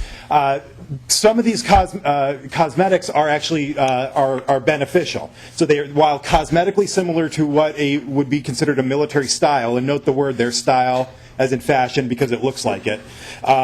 These do serve some purpose. Thanks. Some of you may have noticed I am 6'5". I'm rather tall. My wife is 5'4". If any of you, we have shared a car until recently, and one of my biggest complaints is when I get into the car and my knees smash into the steering wheel. We have very different sizes.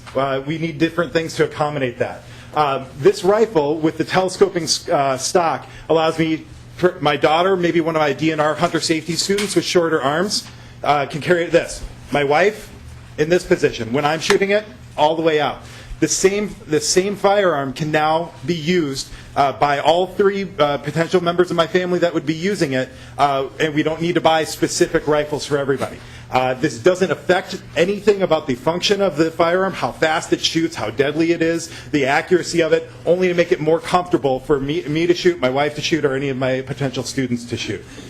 Same thing goes with the pistol grip. My wife is left-handed. I am right-handed. Many rifles are not very friendly to people who are the opposite hand. So if you take a left-handed rifle, it doesn't work very well for a right-handed person and vice versa. Having a pistol grip allows ambidextrous use of rifles. Forward grip is also very good for people with short hands. I'm sure Mr. Olson could attest to that as well. Not to pick on him too much. But my wife has a hard time extending her hand up here, and especially when we're using the optics, if she's doing longer range shooting, this keeps her hand out of the way of the optics and down where she can hold it comfortably. I'm very concerned about the writing in this bill. I think people don't understand it. This bill, the writing in this bill is actually so loose with the exemptions that it removes and the specificity that it removes. Even revolvers could be considered banned. Regular revolvers because of their ability to shoot shot shells. The bill doesn't define shotguns, but defines any shotgun with a revolving cylinder. And that would qualify most revolvers, as there are shot shells available in most revolver calibers. So, you're looking at these guns, you might think, I've already kind of tipped the deck that they fire the same projectile. As was mentioned before, this on my left here is a 30-06. So this shoots a 30 caliber bullet. This right here is a 223. So this is what would be more commonly found in like an AR-15 caliber. What these two guns shoot is a 22. That little guy right there. So we're not looking in the right place. We're looking at cosmetics. We're looking at things that make guns easier to use for a wider variety of people for perfectly legitimate purposes, and we're not focusing on anything that makes these guns any more or less lethal. So with that, I'm happy to answer any questions you may have. Thank you for your presentation.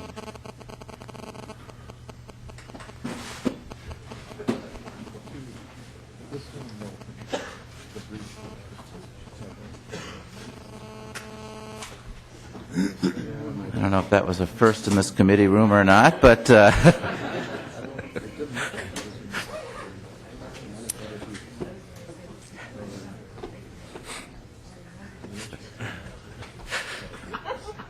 okay, the next testifier, if you could come up.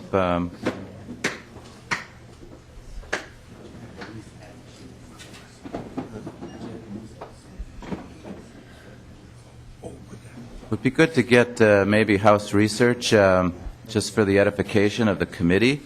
Mr. Clary, I don't know, I'm not asking you to speak about this right now, but it would be maybe you could put together a memo to the committee on the presentation that is being made, because I would suspect that there are other members of this committee that aren't experts on guns like me, and it would be helpful to get sort of an overview of what the bill says relative to the description of these weapons and what the opponents are saying, if that's possible. You don't have to do it right away. We're not going to be dealing with this bill till later in the month, but the more information we have, I think the better, or more informed our decisions will be.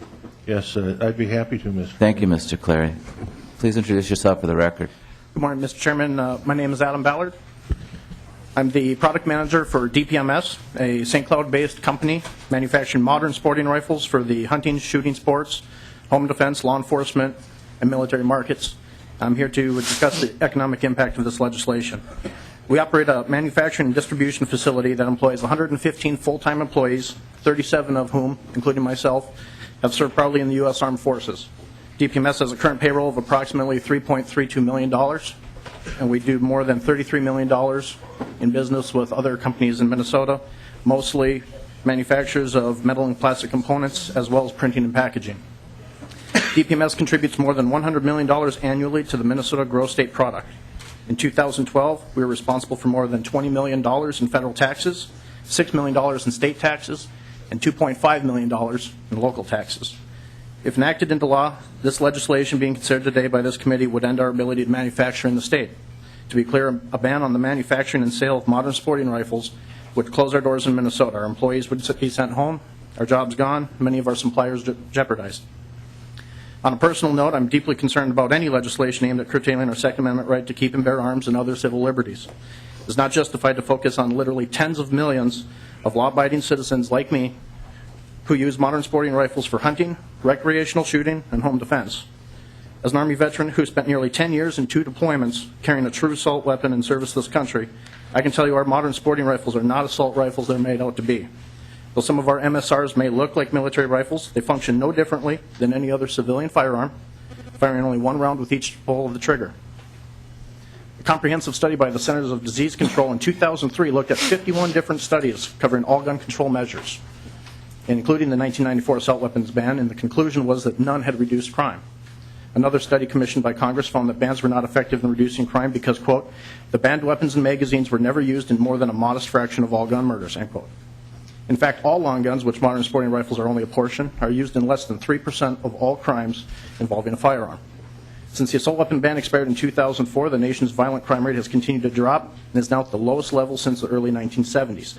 This has happened in spite of the fact that the number of modern sporting rifles owned by law-abiding Americans has increased substantially in recent years. Speaking as an employee whose professional future you now hold in your hands, and as a father of 2 children, who shares your concerns for wanting to keep guns out of the hands of prohibited persons, I urge you to focus on real crime control measures and not another gun ban that will only affect law-abiding citizens.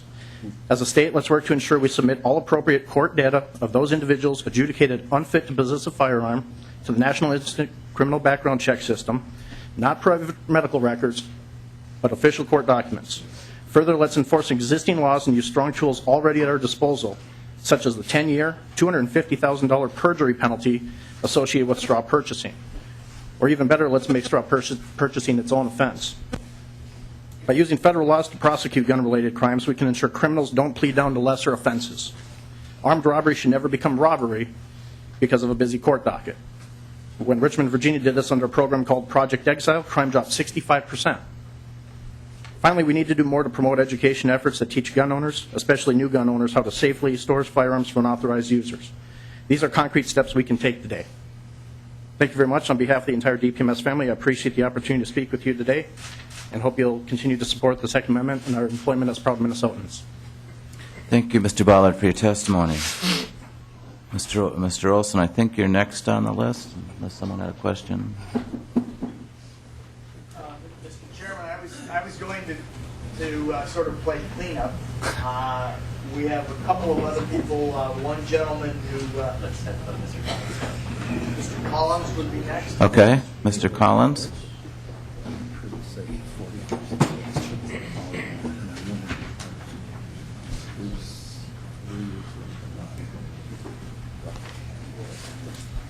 Welcome to the committee. Please state your name for the record. Good morning, Mr. Chairman, and thank you for letting me hear my testimony. My name is Kevin Collins, C-O-L-L-I-N-S. I'm here from Orinoco, Minnesota. You've heard much over these last 2 days on personal protection and the Second Amendment. I'm here to give you a little different, an additional perspective. Although I'm a firearms instructor, a permit holder, a competitive shooter, and I have a lot of opinions on the rest of these, that's not the capacity I'm here in. The capacity I'm here in, I'm the chairperson of the building committee for the Pine Island White Pine Sportsman's Club. We are just finishing a new remodel. We spent nearly $1 million on the building and new bays and 2 new rifle ranges. Our clubhouse and range is set to open here in early March.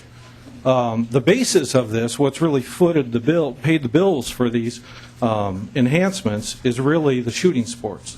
Primarily, in our case, USPSA and Minnesota and 3-gun. These shooting sports involve setting up courses of fire where competitors run on a timer through courses that represent realistic defensive scenarios. They're growing at a huge rate within the United States. We're one of about 500 USPSA clubs, for example, across the country. We happen to be one of 8 in the state of Minnesota. We even attract at our competitions, we attract competitors from all over the country, clearly within the tri-state area for sure. And just to give you an example of how much this has grown, over the last 3 years we've had at just our club 3,000 different competitors in the USPSA competitions that we've had. These competitors have shot over that time well in excess of 300,000 rounds, and I might add without a safety issue. These sports, the reason I'm focusing on these sports are based on using modern sporting rifles. What's referred to here as the assault weapons. They use modern sporting rifles. They use standard, what I call standard capacity mags. Those magazines that come with your handguns already, what's referred to in the next bill, 242, as large capacity mags. Any passage of 241 or 242 would be devastating to the sport in the state of Minnesota. It would be devastating particularly to our club, which is about to open. At a minimum, this is going to force each of the competitors to spend hundreds or thousands of dollars to upgrade their equipment. More likely, in many cases, it will shut down the sport for many in the state of Minnesota. As you've heard in this testimony, none of these bills are directed at the criminals. They're directed at law-abiding citizens. None of them have a lot of promise for improving public safety. They will, however, have a very direct impact on law-abiding citizens who choose to participate in the sport. In closing, I urge you to continue to support our Second Amendment rights. Any questions? Thank you, Mr. Collins. Thank you for your testimony. Next.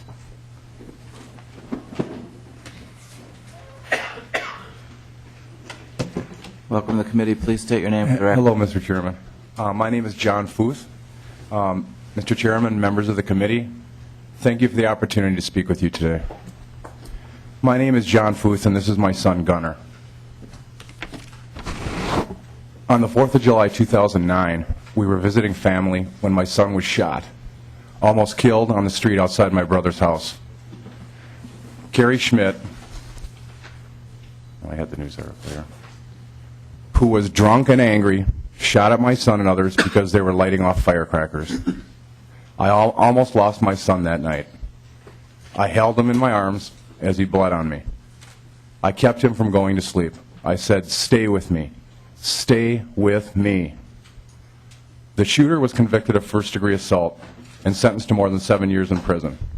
What he did was irresponsible. It was unforgivable. But no amount of gun control, no amount of regulation, background checks, magazine limitations. This guy used an old Marlin .22 rifle. No amount of law would ever stop this guy from making a bad, drunken decision he made that night. My son, thank God, made a full recovery and is in school today at St. Croix Lutheran in West St. Paul, Minnesota. Tomorrow he has an interview with a college recruiter from Dartmouth. When he was 8 years old, he told me he was going to cure cancer one day, and I think he'll do that. He and I got a gift from God, the opportunity to spend more time together on this earth. We spend some of that time going to the shooting range together. He has a Ruger 10-22, like the ones that you saw today. It shoots the same .22 round that almost killed him. He owns normal capacity 25 round magazines. He's a great shot, and he's as safe as a shooter can be. Why would you take away from me, take away from my son, our constitutional right to keep and bear arms? When people, thousands of people, are injured and killed by drunk drivers, we don't blame it on cars or demand a limit on car size.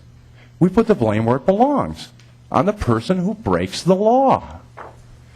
Deal with the criminals, Mr. Chairman. Help the people who badly need mental health care. Don't take away my son's right, my right as an American, in the hope that somehow you'll make bad people stop doing bad things. Thank you. Representative Cornish. Representative Cornish.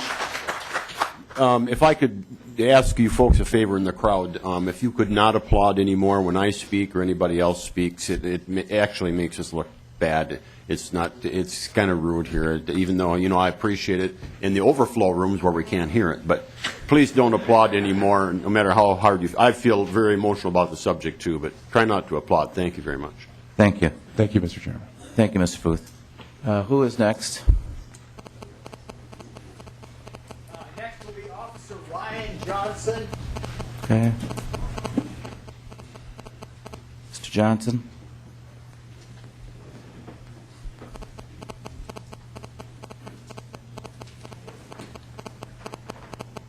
Mr. Johnson, welcome to the committee. Introduce yourself for the record. My name is Ryan Johnson, and I have been a police officer in the inner city. I won't mention the department, and obviously I'm not here speaking on behalf of the police department that I work for. But I've been a police officer for approximately 17 years, and I stand here just against the vast majority of the bills here as they've been written. I, as well as a number of my family and friends, use a lot of these, I'll call them modern sporting rifles. I definitely agree with a number of the members here that they're not assault rifles. I have shot a number of fully automatic machine guns, commonly termed as assault rifles, used by our military. But the bill here, as it's written, is going to preclude myself, as well as a number of my friends and family, from being able to enjoy our competitive shooting sports, as well as the varmint hunting and a number of other types of hunting that we enjoy. I obviously am in here in disagreement with a couple of the law enforcement people that have spoken before me. I respect obviously their right to disagree with me, but I've been on a number of police shootings over my 17 years, including one just a couple of years ago where over 30 rounds were fired by a couple of police officers. That goes to speak to against this proposed magazine capacity ban. If you limit law-abiding citizens such as myself to 7 or 10 rounds, that can have a very desperate impact on our ability to defend ourselves, as well as our ability to defend others. One of those instances, over 30 rounds were fired. 7 rounds hit the suspect who was trying to kill a number of police officers, and 2 of those rounds were fatal. Now, does that mean those officers were bad shots? No, not at all. Combat is unfortunately a very fluid, fast-moving, and unpredictable event. During those times, whether you're at home attempting to defend your family, or whether you're out and about being limited to only 10 rounds and hoping that somebody is standing still and not moving and trying to harm you, is going to be severely limiting to your ability to again defend people. Again, I mentioned that I'm a competitive shooter. I use these modern sporting rifles weekly or monthly. A number of people already testified to the fact that there's going to be a huge, desperate impact to the competitive shooting community. There are a number of fellow police officers like myself that shoot on a department-sponsored competitive shooting team, and we use these type of rifles all the time, and high-capacity magazines. And again, I was just told in the last couple of minutes that there were going to be a little bit extra time for me to testify, so I apologize for a little bit of the choppiness of my notes, but if anybody has any questions, I will make myself available to any questions that you might have. Appears not. Thank you for your testimony, Mr. Johnson.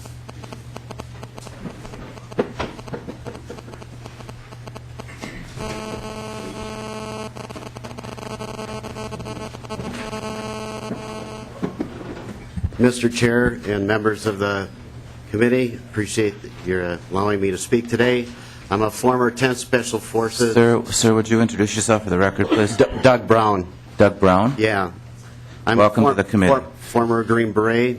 Was served with the 10th Special Forces. I'm also the owner of Ballistics Firearm Training Center. I'm a certified organization by the Department of Safety. I'm the current chairman of the FBI Minneapolis Citizens Academy Alumni Association, a member of InfraGard, and I'm retired from 3M as a telecommunications engineer. I'm here on behalf of myself to talk about this issue. I'm approaching it from a little different angle than everybody else because assault weapons have been covered, but I'd like to talk about the shootings. An examination of the shootings by age of a school shooter from 1996 to 2013 indicates the vast majority of K through 12 shooters are around 15 years of age. University shootings are typically in their early to late 20s. The K through 12 shooters are not of age to legally possess a firearm. The university shooters were either mentally ill, revenge shooters, or domestic affairs. So the shooters that have been doing a lot of these school shootings have made the headlines and are so prevalent today in the news media that we keep getting told over and over and over again it's assault weapons.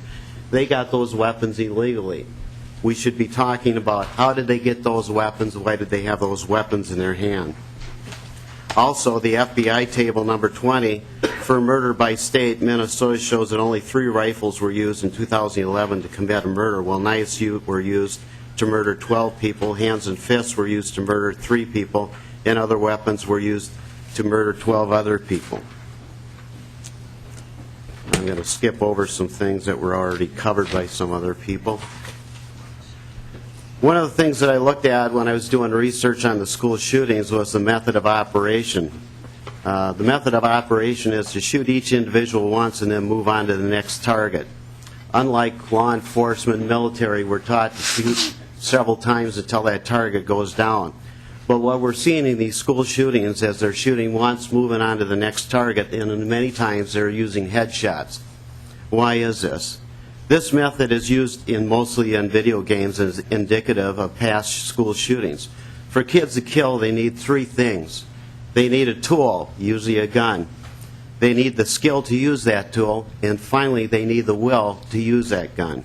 Of these 3 factors, the military knows that killing simulators take care of 2 out of 3 by nurturing both the skill and the will to kill a human being.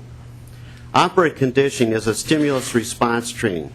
The military uses this effectively to increase the killing rate. Video simulators, video games, do the same thing except for one striking, very important exception. Video games don't have rules of engagement, whereas military and law enforcement simulators do. Video games reward shooters who make headshots. The more headshots, the bigger the gun, bigger reward, no constraints at all. Military and law enforcement are taught to shoot multiple times until the assailant is no longer a threat. Video games teach to shoot once, move on to the next target. So we're seeing a generation of youth training on military law enforcement type realistic simulators. This environment for some troubled youth is enough for them to cross the line into a real world shooting. Michael Cornell, the 14-year-old boy who walked through Paducah School and opened fire on a prayer group meeting that was breaking up, never moved his feet in his rampage. He never fired far to the left or right, never far up or down. He simply fired once at everything that popped up on his screen. It is not natural to fire once at each target. The normal, most universal response is to fire at a target until it drops and then move on to the next target. This is the defensive reaction that saves lives. The human instinctual reactions eliminate the threat quickly. Not to shoot one and go on to the next target before the first threat has been eliminated. But most video games teach you to fire each target once, only hitting as many targets as you can as fast as you can in order to rack up a high score. And many video games give bonus points for headshots. I would say to the committee that you need to examine the data that's out there and take a look at what's causing the youth to cross that line and create these mass shootings. They're underage, they aren't of age to own the firearms, and banning assault rifles is not going to do anything to help the problem that we've got with that. Thank you. Thank you, Mr. Brown, for your testimony. Mr. Olson, do you have anybody else? Otherwise, we could... I have one more and then myself, Mr. Chairman. Okay. I believe we have about 10 more minutes. Yes, that would be just fine. Tim will introduce himself. Welcome to the committee, sir. Please introduce yourself for the record. Thank you for the opportunity to speak. My name is Tim Jazierski. I'm from Two Harbors, Minnesota. Several years ago, I was working for a company helping open an office in Fargo, North Dakota. So from Two Harbors, that was a long ways away from my family. I received a call one evening, and it was from my wife. That call was that somebody had just called my house, threatened to kill her and my 3 sons. He said he was going to come and shoot them. My wife called the local sheriff's department, the Lake County Sheriff's Department, and asked for protection. The answer she got was quite unique because, you see, our law enforcement doesn't offer protection. And after speaking with the sheriff's deputy for quite a while, she got him to admit, because this was only a threat over the phone and there's no immediate threat or danger, there was nothing for them to do. And so she said, what you're saying is, what you will do is after we've been killed, you will find and look for who killed us. And he said, yes. It is not law enforcement's job to protect each one of us. It is our right under the Constitution to protect ourselves through the Second Amendment and the use of these guns. My wife's response, because I had taught her to shoot, because she was understanding of guns, to the sheriff was, I have already loaded several guns, one of them being a .308 deer hunting rifle, and if you decide to come to my house and speak to me, you better announce yourself, because anybody who walks through the door is in for trouble, because I will shoot first and ask questions later. And yes, they did come before I got there because of that statement, but basically to tell her to unload the guns and disarm herself to make everybody else safer. So when you say, what do we need these guns for? I would rather she does not run out of bullets if that ever happens. If that person ever shows up. Under duress, I don't think you're going to aim as well as you would on a target range. And if it's more than one person, again, I don't want her to run out of bullets. That's why I oppose this bill. I'm a gun safety instructor. I teach kids how to be safe. I've taught her how to shoot, as well as my boys. I have 2 in the military. And when we come to saying 30-round clip and how fast you can shoot, my son has been trained to change a clip in a handgun in less than 1 second. He can shoot 30 shots in less than 3 seconds longer than it would take you to use a 30-round clip. So anybody who practices, all we're doing is, we're putting lipstick on a pig. It's not changing it. We're doing things, we're saying, look what we did. We made things safer when we've done nothing with this bill but disarm honest citizens. Thank you. Thank you for your testimony, Mr. Jazierski. Mr. Olson, do you want to wrap things up? Thank you, Mr. Chairman. You've been very gracious to all the speakers, and we appreciate it very much. My name is Joseph Olson. I'm a professor of law at Hamlin University, and I am also president of the Gun Owners Civil Rights Alliance. Of course, today I appear only on behalf of the Gun Owners Civil Rights Alliance. I'd like to start out for just a moment because Representative Hausman brought up the Supreme Court case, particularly the Heller case. I actually had one of my articles cited in Heller. So I know that Judge Scalia is familiar with my work. I have read the opinion a number of times. I teach it in my seminar at Hamlin Law School.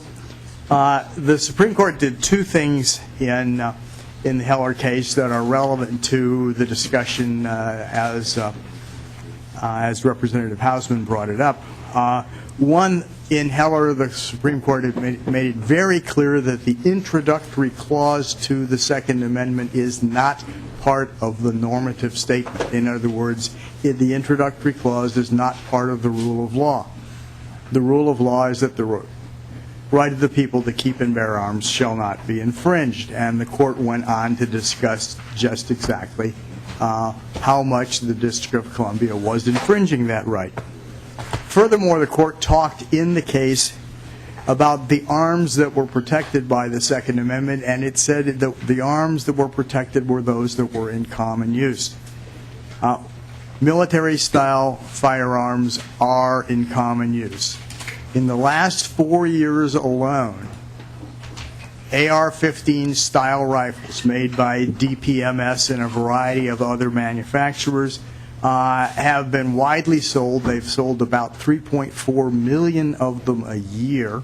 Why do they sell so many? Because it is rugged, reliable, dependable, accurate, and you can change the upper and change it from a .223 to a larger caliber. I used to go deer hunting with a .308 caliber FN-FAL, which is indeed fits all the characteristics on the list of assault weapons, even though it was made in the 1950s. I've now switched to a DPMS in .308 because it's, in fact, safer and easier to use because the controls are easier for me to get a hold of. If we take a look at, for example, the list of things that make a rifle into an assault weapon, it's like describing whether a woman has a large hat or a small hat, whether someone is wearing, that necklace just strikes me, a necklace or not, whether she's wearing there's some blue over there, a blue dress or a red dress. It's all cosmetic features. None of them add to the lethality of the firearm. I think we saw that when we had the two 10-22s on display. One of them looks warm and comfy. Grandpa's 22. I have a Ruger Mini 14 that is exactly the same thing. It looks warm and comfortable. It has a walnut stock on it. I have another one identical to it, which shoots exactly the same bullets, shoots exactly the same number of bullets per pull of the trigger, exactly the same number of cycles per minute, except that one of them is wearing a black dress, very familiar, and the other one is wearing a red dress, one size too small. It makes a big difference, but it's all cosmetics. This is a pistol grip. Somehow this takes an ordinary rifle and turns it into a killing machine of untold proportions. No, I'll tell you what it does. It makes it easy for a person with small hands, like me, to safely hold the firearm, because I don't have to try and put my arm at a 30-degree angle around a big fat stock. I can put it around the pistol grip. And it's ambidextrous. I happen to be severely left-eyed, so notwithstanding that I'm right-handed, I shoot left-handed. And lo and behold, it's just as easy to hold. And the AR-15 series of firearms were designed so that left-handers could safely use them just like right-handers. So that's the pistol grip. What else do we have? We have protruding grips that are sort of like a pistol grip. All hunting firearms, almost all, 99% of them, since 1903 have had a semi-pistol grip stock. What else are we looking at? Let's see, a telescoping stock. I'm not really, there is no music. I always wear short sleeve shirts. You may have wondered why. It's because I'm 5 foot 4 inches tall and my arms are 31 inches long, which means I can't buy a shirt that will fit me. It comes out to here. So I have to have shirts that are short enough. I have to have a firearm that I can adjust. And lo and behold, a telescoping stock works perfectly. I could shoot a telescoping stock firearm, and so could someone who's 6 foot 4 inches tall. It is a safety feature. It is a recoil feature. So all the features of the guns that are listed on here as allegedly evil are all either recoil reduction, safety, or accuracy features. And why do more and more people want them on their guns today? Because they've come to recognize that reliability, accuracy, and safety are good to have. Lastly, let's take just another look at the bill for just a moment. This is an absolutely outrageous bill.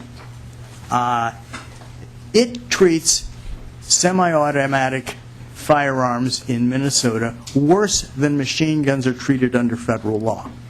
Yes, machine guns have to be registered, and yes, you have to go through a background check, but there is no requirement that you let anyone in your house to inspect your storage.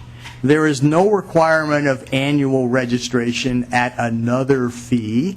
There is no requirement that you can possess the property only on your own property. You can possess it anywhere in the state in which you live. Let me see if that's worse. Oh, and did anybody notice at 10.1, you can register it, you can comply with all the requirements of the state of Minnesota, and when you die, they take it away. It's simply deferred confiscation. Deferred confiscation. It's registration first, followed by deferred confiscation. And whenever I say to legislators, if you're going to register it, you're going to confiscate it, and they say, oh, no, we would never do that. Well, here's proof.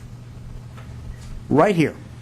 If you register it, we know that you want to confiscate it, and you're going to do it when you get a chance.